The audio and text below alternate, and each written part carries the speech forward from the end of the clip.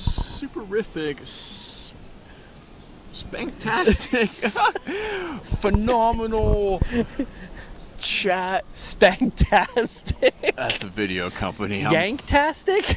Whoa, what Yanktastic? If you're watching our videos and doing that, stop watching our videos. Keep watching our videos. So, we are Tokyo Game Chat. We are here in wonderful Tokyo, Japan, in, surprise, surprise, Talking about games. in Akihabara. Yes, Akihabara. We're in a park right now, kind of on a back street. It was the inspiration for a park that was used in the game Steins Gate, available on your Vita, PS3, and Steam. Go play it. So it's quiet. And plus, because we're making like 4 videos, we didn't want to stand the whole time, so we're trying to find some place to sit. It's like 80 degrees, so we would like sit somewhere in the shade. And look at this beautiful green foliage backdrop. Yeah, we got foliage. I've got pigeons trying to make love in front of us. Magical times here in Tokyo. Who needs porn on the internet? We have fornicating pigeons. Flying rats. So this is our PlayStation Part 2 of the E3 talk. Yeah, video. Yeah. PlayStation. From E3. We'll go down through the list. The major announcement, not every single thing that they had, but just the major announcements that they made. What we want to talk about. Kind of, yeah. Days Gone, God of War, Spider-Man, Detroit, Become Human, Gran Turismo Sport, and Uncharted: The Lost Legacy. And a lot. And one Shadow of the Colossus. We'll talk about that too. So going down through the list. So first of all, Days Gone. Finally, more. Was it last year's E3 they showed the first trailer of Days Gone? Yeah. So now when he's like up on the roof of the building, there's just like swarms of zombies. Yeah. We're finally getting like the second one with we get a zombie bear. Spoiler alert: zombie bear. Bears are terrifying. And zombie bears are even more terrifying. I think the game looks cool. Okay. I'm probably not going to play it. I think the game looks cool. I'm sick of zombie stuff. I'm not. I'm probably going to buy it and play it. It looks really good. The mechanics looked really good as far as like the AI and interactive and stuff like that. And I don't hear anyone complaining about QuickTime events. There's QuickTime events. I don't hear anyone complaining. I mean, I thought QuickTime like events were... Oh, the people complain about, like the God of War QuickTime events. It's not real gameplay. Whoa. I'm trying to think who else. Oh, I think... Maybe Tomb Raider had QuickTime events? The new ones? Yeah. I think so. I liked them. It was good, I thought. Yeah. So, Days Gone, I mean, it looks great. I think it's probably a really cool game. Probably just not up my alley. But I think it looks cool. That's good. So next, God of War. I will play that. I will probably not play that. That's because you're a communist. It happens when you come to foreign countries. Why would you not want to play that? So God of War, I've played 1 and maybe 2. I don't think I ever played 3. Yeah. I just was never really super into God of War. It was okay. I appreciate it. It's a good title, but it wasn't my cup of tea, I guess. I know there are a lot of people, some folks, their podcasts I listen to or their streams, their big complaint about God of War was the first one was cool, but it was just so much angst and rage from the Kratos character. They're like, listen, it's getting to a point, I can't even identify with this guy. He's just rage personified, just all the time.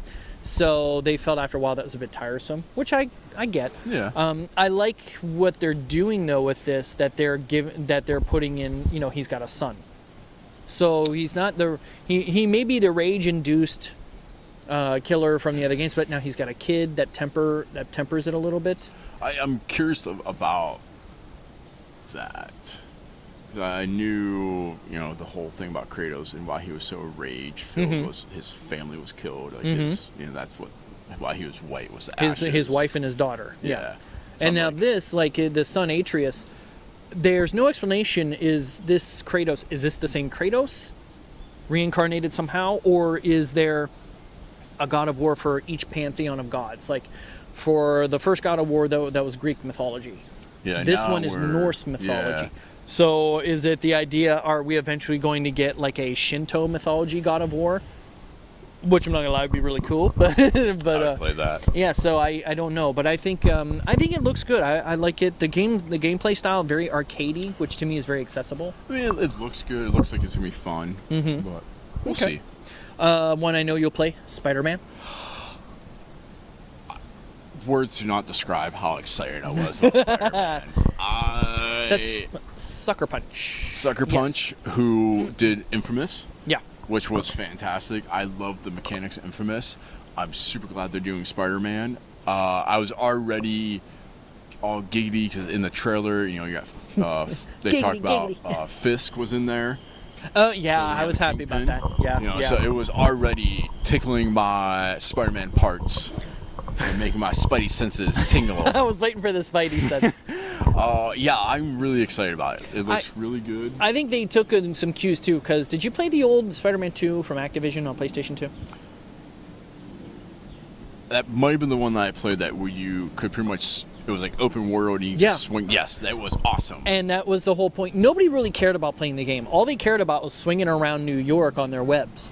And it looks like that's what they're really playing that up, because I think they know everyone really enjoyed that mechanic.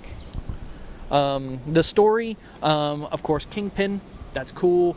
The other guy in the trailer, the Martin Lee or whatever it was, he's somewhat of a background character in the books. He's nothing I major. forget what his like supervillain name was. Yeah, I It was can't like remember. negative space or negative something. Yeah.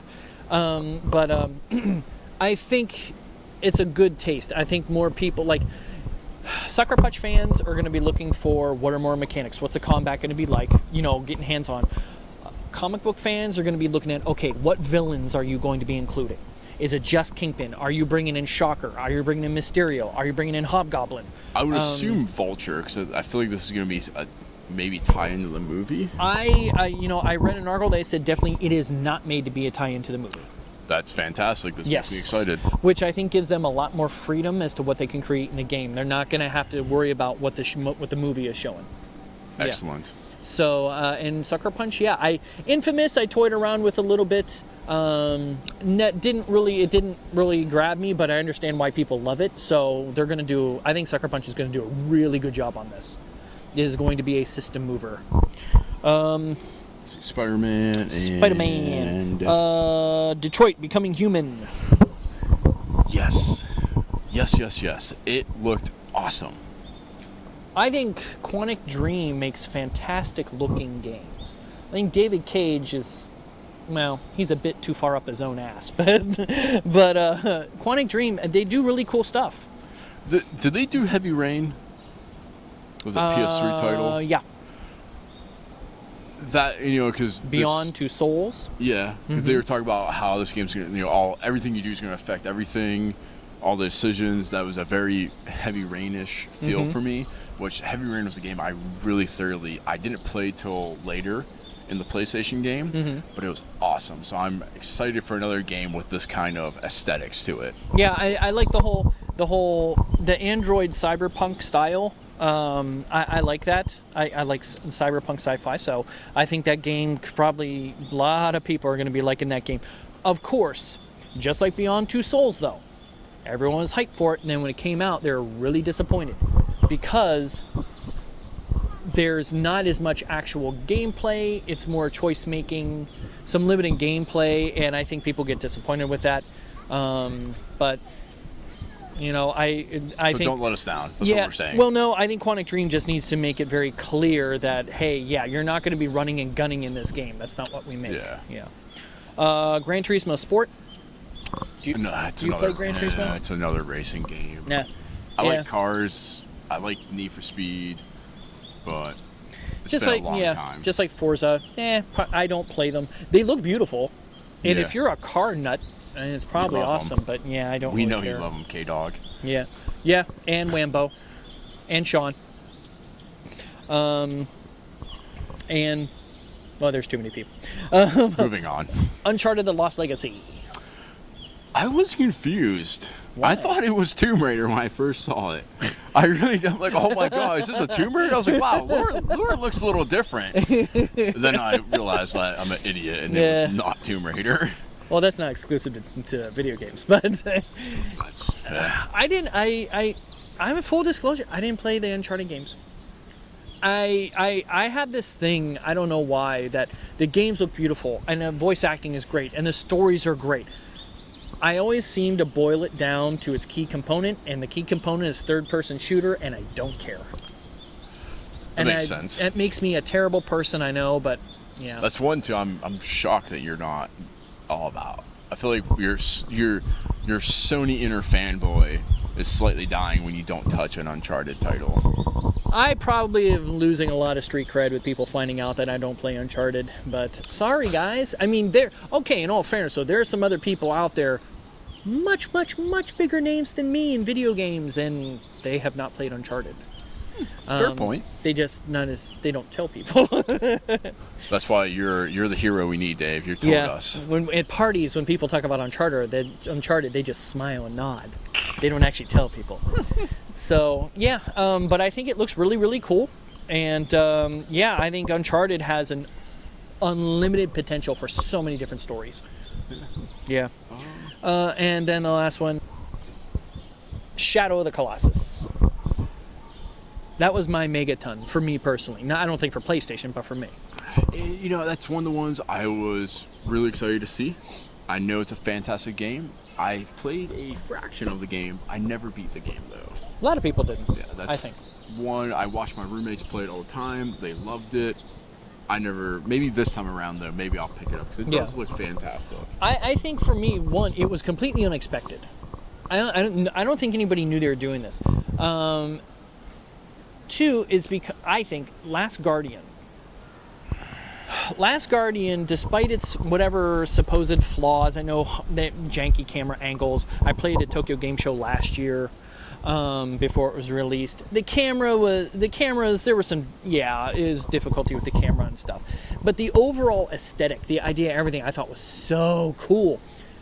And I think they felt that, hey, if we can do this with The Last Guardian, why don't we just take that engine and go back and redo Shadow of the Colossus? Which, what was the other one? Eco. Which I wouldn't be surprised at some point they decide they want to redo Eco too, in the same engine. But if the side-by-side comparisons of the PS3 HD remaster and the one now, oh my lord. What a difference. The detail is so cool. So the game will be the same. The bosses will be the same, I'm assuming. But yeah, I just that game, it's not, and Last Guardian 2, it's not about, to me, it's not about hurry Twitch style gameplay and stuff. It's the atmosphere. Yeah. And it nails the atmosphere really well. Would you say you feel like you're in the shadow of a colossus? Yes. Yes, I would. I think we're in the shadow of a colossus right now. Anyway, so and Sony pushed a lot of VR stuff. Yeah, Sony pushed VR really hard. What was the tweet? The best thing was VR fishing, thanks to Final Fantasy. Oh yeah, Final Fantasy 15 VR fishing. You know, as much as I'm excited, I want to get into VR. Sony's VR is really not tugging at any of my heartstrings too well. It's just I think VR is in its infancy. Everything that's being put out is an experiment. There's no full games really, and they're all experiments. They're experiences. Oh look, it's stuff that's designed that, like, your friend comes over and you're like, I'm not sure, and you smack a VR helmet on it and they're like, oh, this is really cool. And I think they're pushing it too. They've invested millions, if not billions, I don't know, of money into VR tech. They're just not going to toss it away and ignore it. Makes sense. But by the same token, if you're really pushing it that much, why are VR units so difficult to come by? It seems this weird double-edged sword, and we'll talk about that with a certain other Kyoto-based Japanese game company. that they seem to build hype for all this stuff, and then when it comes time that you want it, it's not available. So, but yeah, the VR, they pushed a lot. So overall, what do you think of PlayStation? I was happy with it. Wasn't what I was the happiest about, but I enjoyed pretty much everything they released. So yeah, I'm overall impressed. I think they did a good job. Because frankly, like when Sean Layden came out on stage and he was wearing a suit and tie, for some reason I thought, okay, we're not going to see him that much. Because I shouldn't compare it to PlayStation Experience, which is a lot more casual and for the fans, where he'll come out wearing like a Crash Bandicoot t-shirt or something. But I just got this feeling we weren't going to see too many speakers, and we didn't. It was just this montage of a lot of trailers, which is fine. Yeah, I mean, that's what I want to see. I don't want to see people talking. That's their thing is games. Let's push the games. Was there anything that was life-altering? No, and plus, I didn't say it in the Xbox one, but and PlayStation as well. Everything's next year. There's nothing that they're talking about. I'm sure I'm probably wrong of one or two things, but nothing is coming out this year. Yeah, not too much. I mean, the one thing that we'll probably talk about in the third-party release, which is also kind of tied to Sony, is what I'm most excited about. That was life-altering for me. Okay. But that'll come later on. Yeah. So I just, it was good, but it wasn't groundbreaking, but it was at least consistent. It was, in my opinion, better than Xbox. Even though Xbox had a solid presentation. So, but that kind of wraps it up for PlayStation. I mean, that's about it. I mean, go ahead, feel free, go ahead, give us a like, maybe a subscribe, hit that button down below here. Share, please. Comment. We like comments. We were getting some nice ones. Thank you guys for comments. Tell people, tell Nick he needs to shave. Maybe I'll shave. Maybe I won't. Shave what? That's the question. And where do people find us on the web? Tokyo Game Chat on Twitter. You had at Tokyo Game Chat. Tokyo Game Chat at Tokyo Game Chat. Where will they find us on Instagram, Dave? Tokyo Game Chat. What's our Facebook name, Dave? Tokyo Game Chat. Weird, seeing a pattern. What about? Where can they reach out and email us at, Dave? Oh, that's Ohio Game Talk. What? Tokyo Game Chat at gmail.com. Well, there he goes. Yes. So please make sure you like, subscribe, follow, share on all of the multi-social media platforms. And it's just the two of us. We don't have like some person like posting all this stuff for us. So we post when we can. And we're trying some live streaming too as well, Nick mostly. And we'll kind of give that stuff out in another show. But so thank you for watching, and stay tuned. Stay tuned for more from E3. Thank you very much. GG.